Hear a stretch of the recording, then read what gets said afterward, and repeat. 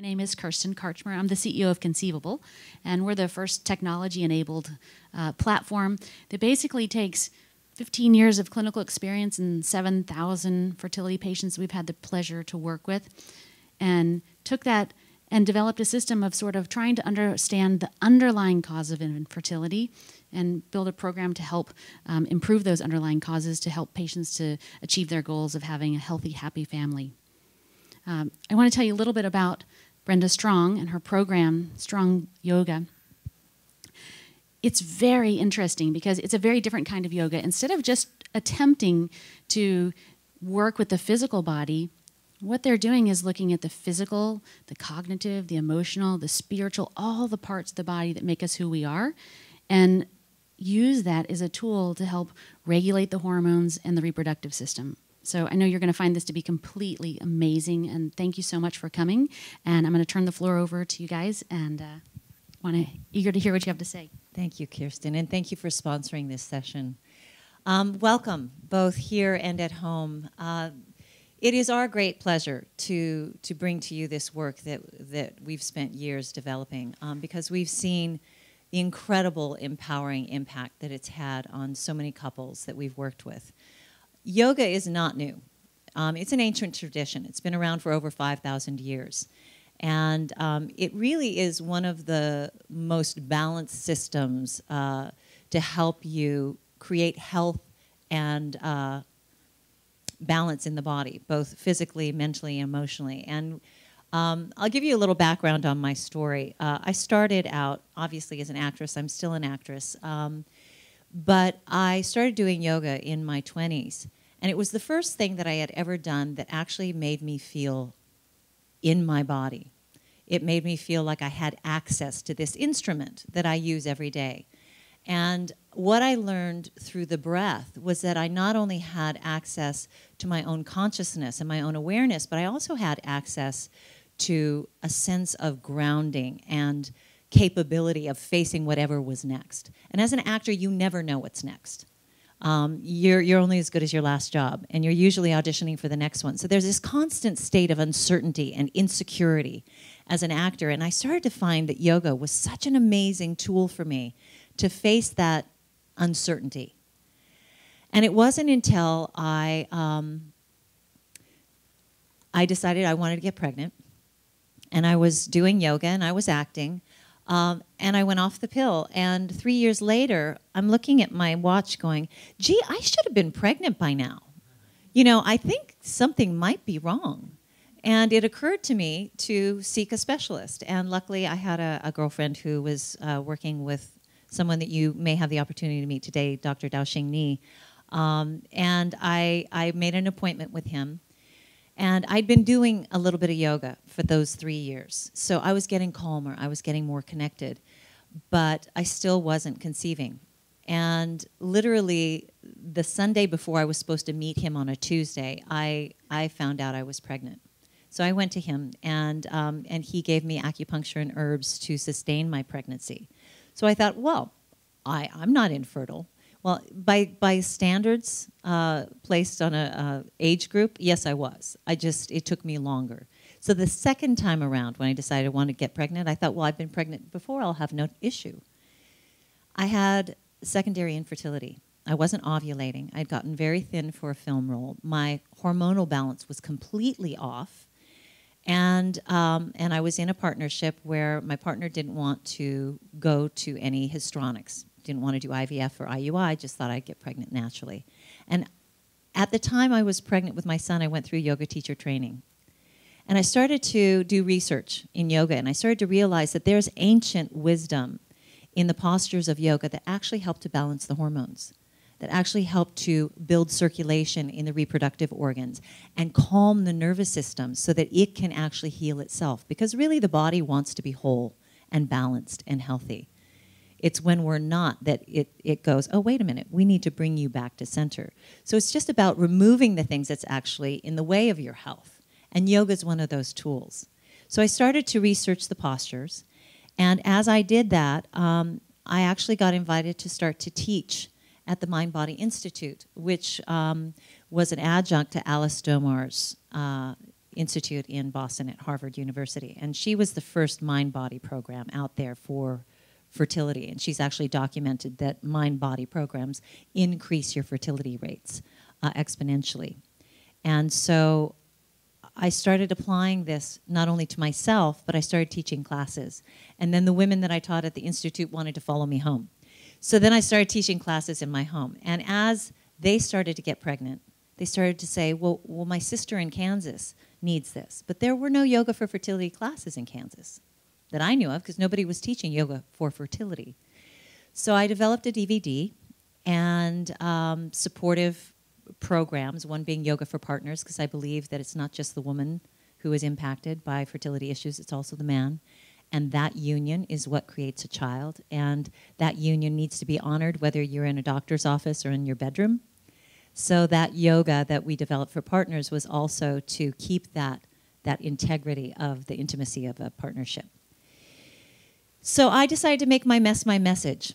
And I put it out there, and I made these programs and these products, and then I found out that there are millions of women across the country that are also suffering silently from infertility.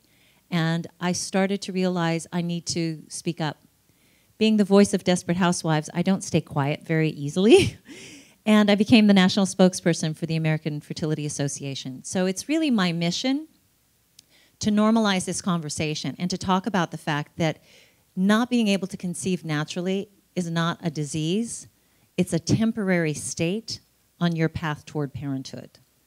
So this idea that yoga can actually be a partner with you on that path is what created our programs.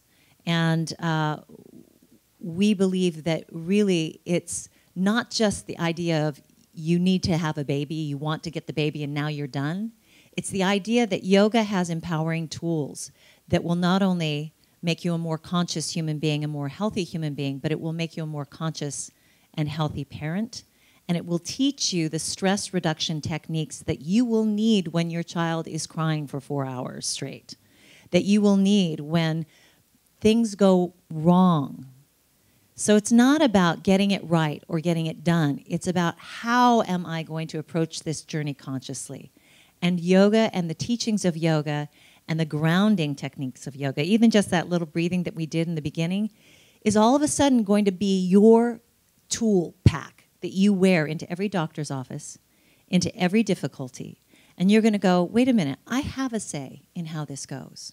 I can breathe into this. I don't have to stay in fear and anxiety. I can actually take a moment and go, what do I want? What do I need? And how can I empower myself to make the next decision that's right for me?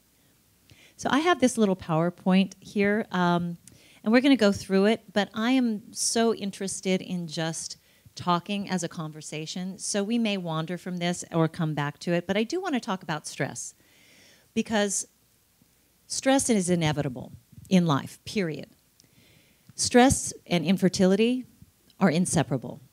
They have done studies that couples going through infertility suffer the stress levels as someone diagnosed with cancer and or AIDS. So I don't want you to take stress lightly. It is absolutely one of the things that you're going to need to deal with. And one of the ways that I like to teach how to deal with stress is something that you do every day and you don't even know that's going to change your life, and that's breathe. We are the only beings that can impact our nervous system consciously by choice. So what happens? Let's just talk about stress. What happens when we get stressed? Our heart rate starts to race. Our adrenals start to pump out adrenaline. Cortisol is released into our blood system. And what happens is stress is actually not a bad thing. The reason we experience stress or the fight or flight response is an ancient part of our brain that was put in place to survive during much rougher times, like when there were dinosaurs chasing us or saber-toothed tigers. The stress response is a survival mechanism that is in place as a way to protect us. So that's actually an awesome thing.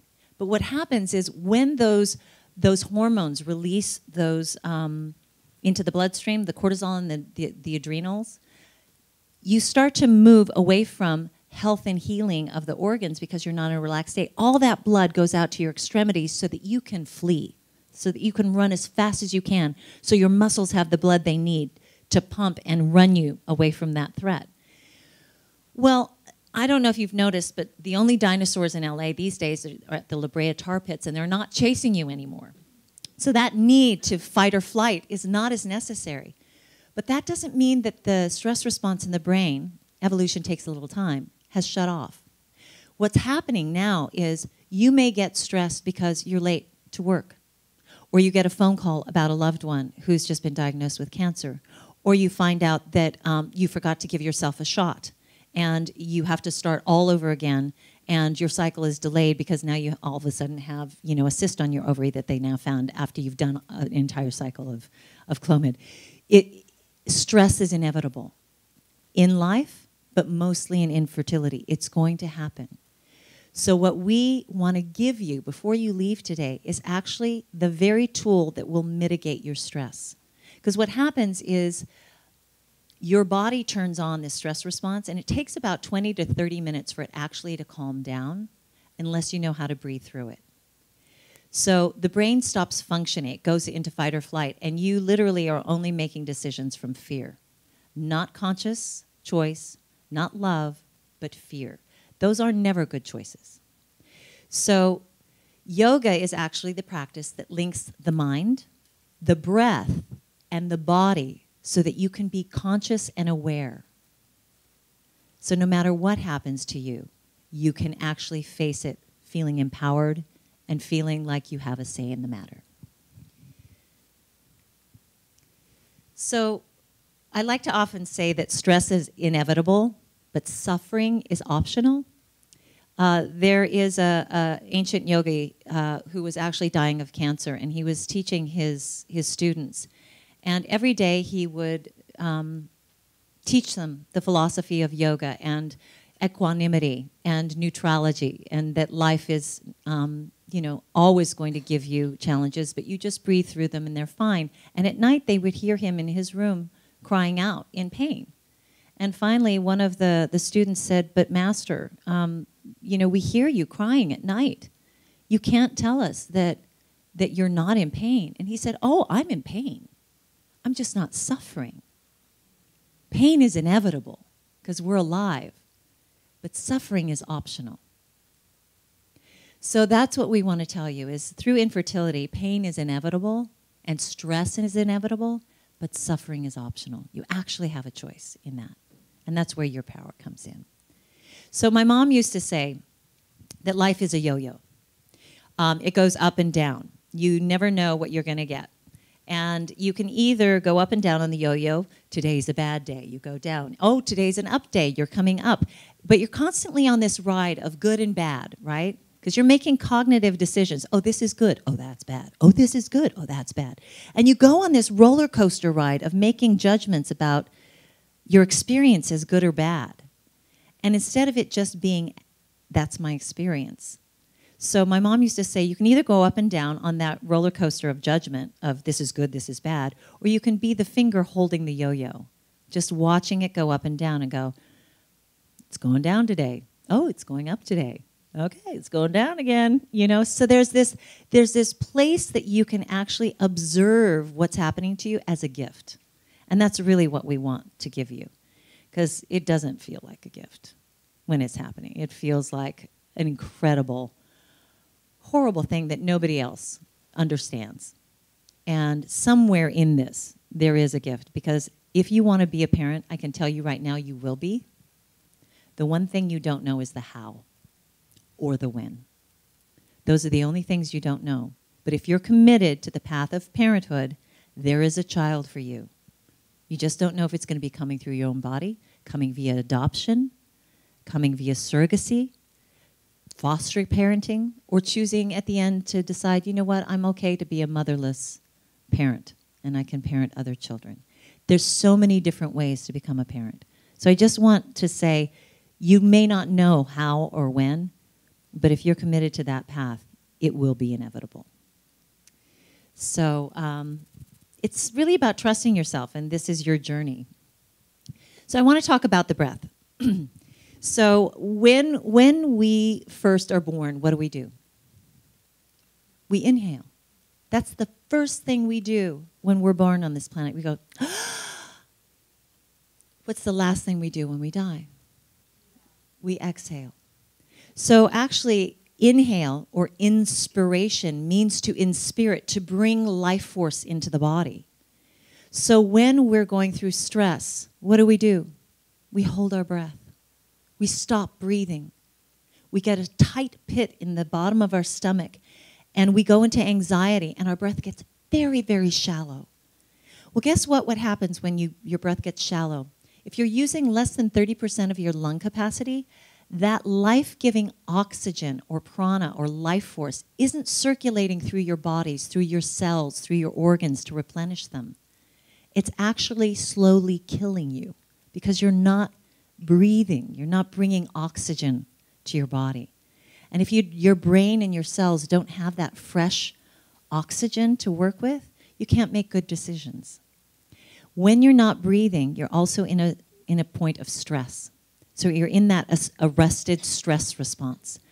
So we cleanse and detoxify our bodies through our breath. Our lungs are one of the largest organs of detoxification in the body. So if you're breathing very shallowly, chances are you're not able to rid your body of the pollution in the air. One of the things also that the lungs represent is grief. So if you've had a failed cycle, if you're not breathing, you're not releasing that grief. So the breath starts to act as this amazing vehicle of transformation, not only for stress, but of releasing what's old in the body. And we all carry old things. We carry memories, we carry thoughts, we carry feelings. They don't go anywhere. They're stuck somewhere in our cellular system, in our connective tissue. They're part of us. But the breath can actually start to create some space from the inside out, not only physiologically, but emotionally and spiritually. So we're going to teach you how to breathe. So there's this thing in yoga called breath of victory, or Ujjayi, pranayama. Oh my gosh, 5 minutes? We're going to do more in the class after this, but I want to give you this gift before you leave. Ujjayi pranayama helps to heat the body from the inside out. It helps to detoxify the lungs. It helps to calm the monkey mind in the brain. And it really is your very biggest tool in diminishing the stress response. So I want you to close your eyes here and at home for just a moment. Sit back on the chair, put your seat back, feet flat on the floor, palms either down on your thighs or up. Just anchor yourself down through your sit bones for just a moment. And just first of all, notice that you're breathing. And just become aware of that.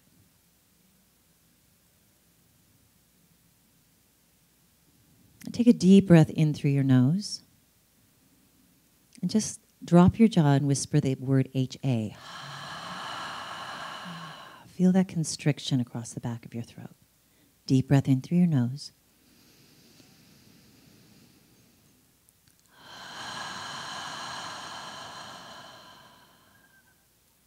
Good. Gently open your eyes for just a moment. Place your hand in front of your face. Take a deep breath in through your nose, and then as you exhale, as if you're about to blow out a candle, blow on the palm of your hand. So in through the nose. Notice the temperature. Okay? Do the same thing in through the nose, and then do the H-A that I just did with you.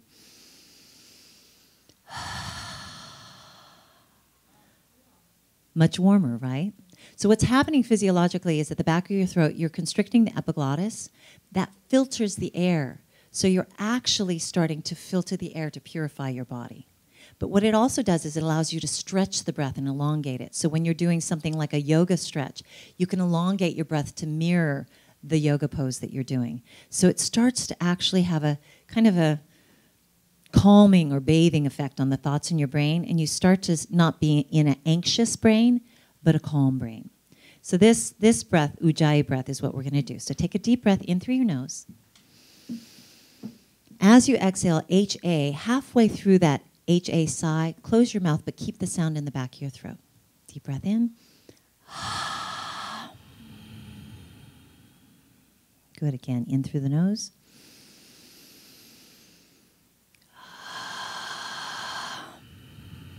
Can you hear that Darth Vader sound? You're doing it right if that's what you hear. In through the nose again.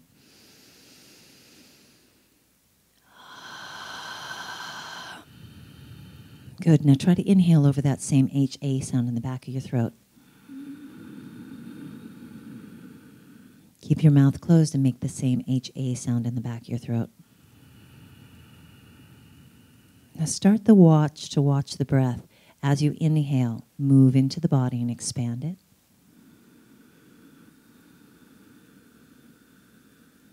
And as you exhale, consciously soften any tension in your body, your jaw, your shoulders, your belly, your hips, your thighs. Inhale, create space from the inside out. As if you could breathe into the outer shell of your skin.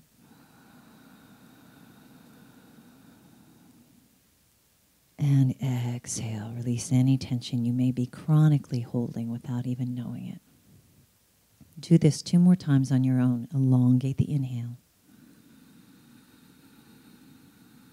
Pause at the top, hold the breath, fill up with prana, oxygen, feeding your cells and organs. And then take that prana and bathe every cell in your body with it as you exhale, releasing that toxicity out of your body. 1 more breath.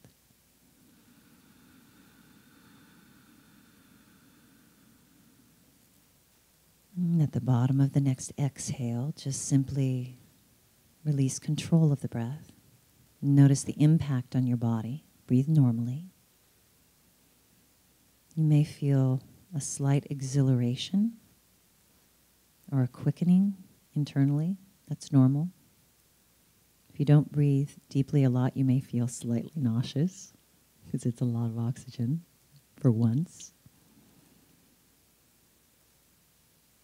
And keep this level of calm, connectivity, and slowly open your eyes.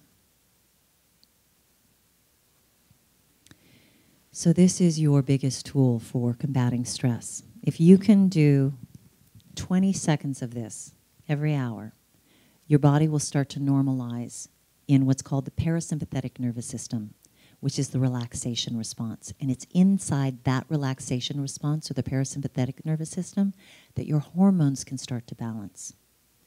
Because it's when the body can heal itself. When it doesn't feel it has to protect itself from what's stressed from the outside. And a lot of our stress comes from the inside, from our thoughts. So you too have to protect yourself from yourself. So we have 1 more minute. I want to open it up to questions. Deborah Anderson's been so patient. I can't believe this has gone so fast. We do have beautiful tools. You can go onto our website at www.strongyogaforwomen.com. We have fertility balls that are acupressure balls for the abdomen, very similar to acupressure. We have yoga for fertility, yoga for partners. We are going to be doing online streaming classes. We're available to speak to via the website, so please contact us. Is there anything you want to add, Deborah? Not right now. Are we opening up for questions? Yes. Just raise your hand and I'll bring the microphone to you so we can have the guests who are viewing online hear your question as well. Any questions? They're too relaxed. Their parasympathetic nervous systems are already sedated. Uh-huh. Yes. I've never done yoga before, and how often would you recommend doing yoga for fertility per week? First of all, the majority of people who come to us have never done yoga before, so you're not alone. It's a good place to start. Our DVD actually assumes that. I recommend that if you want to sustain your body, 2 times a week is fine. If you want to actually make a marked difference in your nervous system, your tissues, your organs, your muscular and skeletal system, to do at least 3 times a week. Okay. I have had incredible success with women who do the balls with the DVD, and if they do it consistently, they find that their body changes quite rapidly, and they're quite impressed with the results. Great, thank you. You're welcome. Anyone else have a question? Oh, yes. How is the fertility yoga different from like the flow yoga that I might go to at my yoga studio? Go ahead. So there's a couple of things that are different, and it depends on the style of yoga that you would do in a studio. But our yoga practice is more yin-based, so it's more activating and thinking about the feminine channels in the body and being a little softer. So it's not that you won't come and sweat at all if you're doing this, but we also recommend that in certain times of the cycle that you're doing different things as well. So the first half of the cycle, it's more cleansing of the body, so we may get you heated up a little bit more. And in the second half, it's more about quieting and nurturing and being in that receiving state. Our program works with people who are just trying to conceive to women who've been at this for a long time. It's safe for people who are naturally trying to conceive as well as people who are doing IVF and IUIs. And the poses and many of the things we do are geared specifically to waking up and activating the reproductive area of the body, which you wouldn't get necessarily in a regular yoga class. And it's also aligning intention and attention. So in a regular yoga class, you're working with the entire body. With our program, you're working specifically with the female reproductive system. So bringing that awareness, and the poses help to release a lot of tension in the pelvic region, the hips, the abdomen, the pelvic floor. You're not going to get that in a normal class. Some of our work specifically is proprietary toward reproductive health. So you're getting really specific poses that help to mitigate amenorrhea or help to move toxins out of the system, removing tension in and around the hips and the pelvis. So it's really specifically geared toward fertility.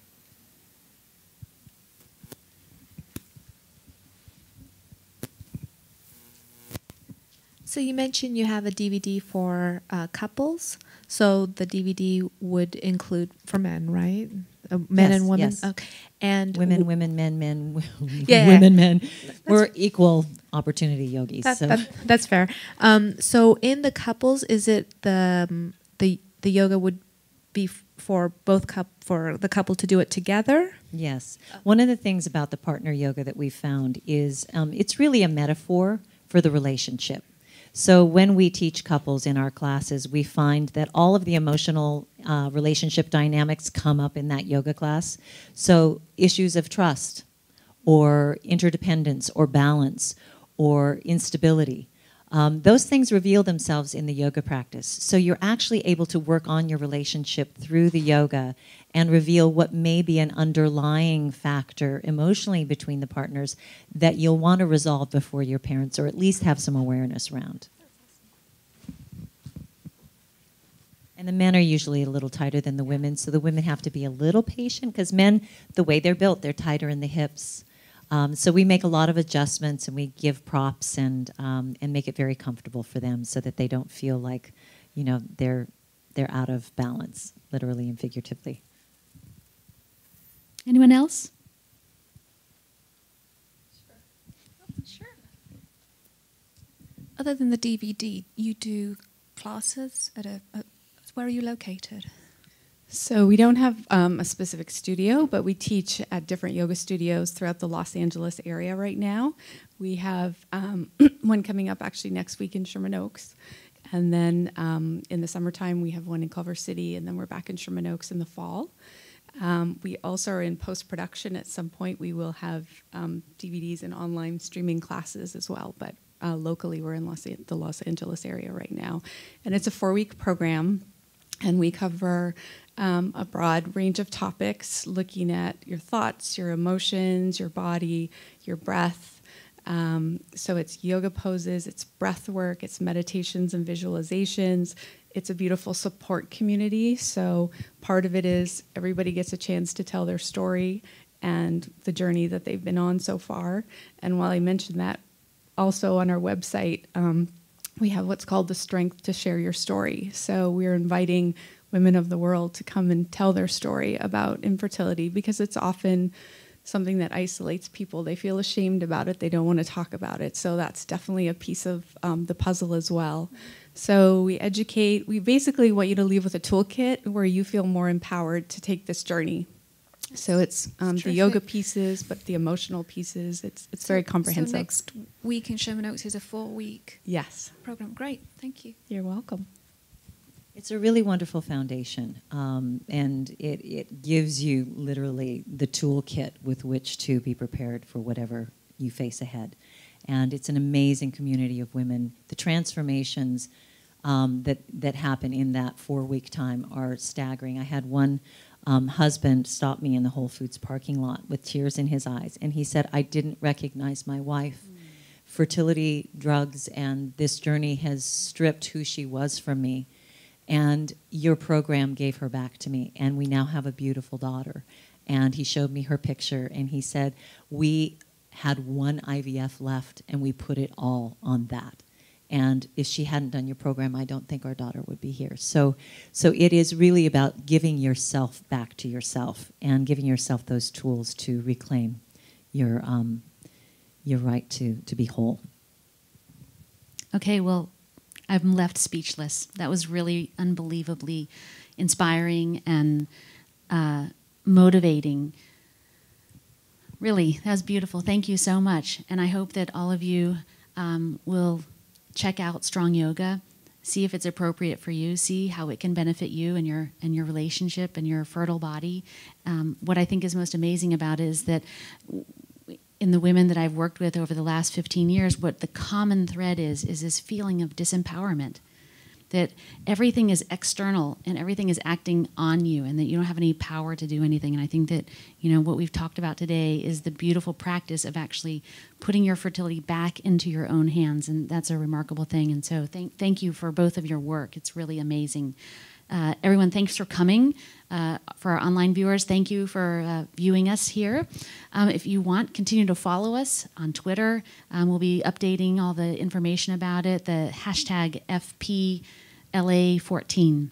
I'm Kirsten Karchmer from Conceivable, and thank you so much. Thank you, Kirsten.